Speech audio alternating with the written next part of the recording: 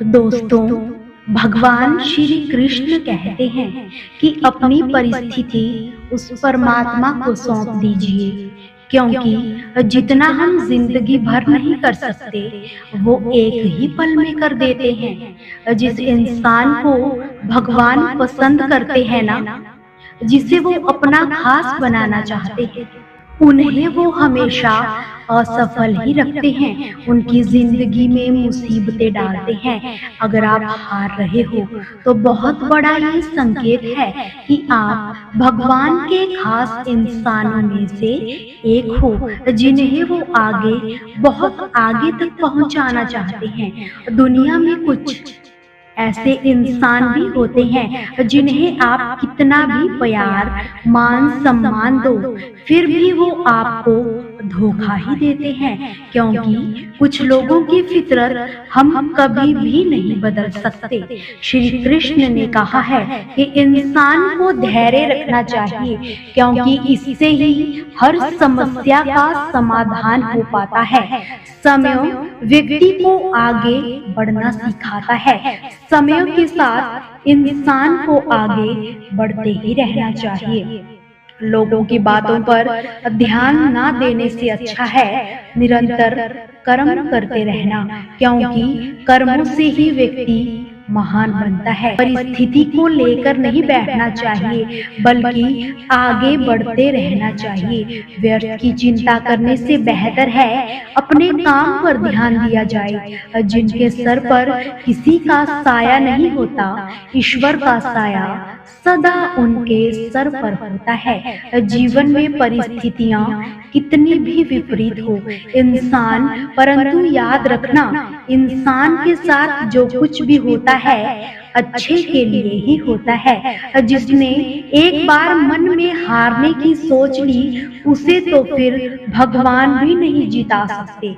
उसका हारना पक्का होता है। जो अपने मार्ग से भटक जाते हैं, उन्हें श्री कृष्ण स्वयं ही रास्ता दिखाते हैं। परिस्थितियों से घबराना नहीं चाहिए, बल्कि डटकर उसका सामना करना चाहिए। निरंतर कर्म करते रहना ही व्यक्ति का सबसे बड़ा धर्म होता है। कर्म से ही इंसान कर्मवीर बनता है। जिंदगी के हाथ तो नहीं होते, लेकिन कभी कभी वो ऐसा थप्पड़ मारती है कि पूरी जिंदगी याद रह जाता है। श्री कृष्ण ने कहा है कि बहुत तकलीफ देता है वो जख्म जो बिना किसी कसूर के मिलता हो। बोले गए शब्द, गुजरा हुआ वक्त और टूटा हुआ वक्त कभी भी वापस नहीं आता। जो अंधेरे से गुजर चुके हैं, बस वही समझते हैं जब कुछ भी नजर ना आए तो फिर क्या क्या नजर आता है। जहाँ लगे कि आपकी बहुत ज्यादा परवाह और कदर करना दूसरों के लिए तकलीफ बन रहा है, तो वहां से हट जाना ही बेहतर होता है। इस दुनिया में कोई भी अपना नहीं, माता पिता से बढ़कर कोई भी सगा नहीं, और यही है दुनिया का सबसे बड़ा सच। लेकिन इससे आपको लड़ना नहीं है, इसे स्वीकार करना है। सच बोलना तो दूर, आजकल तो लोग सच सुनना भी पसंद नहीं करते। जमाने का बस यही दस्तूर है। लोग आपसे एहसान भी लेंगे और मतलबी भी आपको ही कहेंगे। क्या भाग्य को कोसने से दुख खत्म हो जाएगा? नहीं ना। तो फिर क्यों भाग्य को कोसे? हम इससे तो बेहतर यही है कि दुख व तकलीफ को दूर करने के लिए मेहनत और उपाय करें। फिर देखिए कैसे दुख आपका दामन छोड़कर जाता है। वैसे दुख सही दिन के लिए नहीं आते हैं, ये तो भगवान का बनाया नियम है। जैसे दिन के बाद रात, रात के बाद दिन होता है, ठीक उसी प्रकार दुख के बाद सुख और सुख के बाद दुख भी जरूर होता है। और एक बात और कि भगवान किसी को भी दुख नहीं देते। हम अपने जीवन में कुछ गलतियां कर बैठते हैं, जिसके कारण हमें तकलीफ झेलनी ही पड़ जाती है। श्री कृष्ण कहते हैं कि भाग्य को कोसने से सिर्फ एक बहाना मिलता है। हमें अपनी जिम्मेदारियों से भागने का, इसे बंद कर देना चाहिए और अपनी जिम्मेदारियों को समझना चाहिए। जब तक खुद दर्द से ना गुजरो, दूसरों के दर्द का एहसास ही कहाँ होता है। जितनी भीड़ बढ़ रही है जमाने में, लोग उतने ही अकेले होते जा रहे हैं। संबंधों को सिर्फ समय की ही नहीं, समझ की भी जरूरत होती है।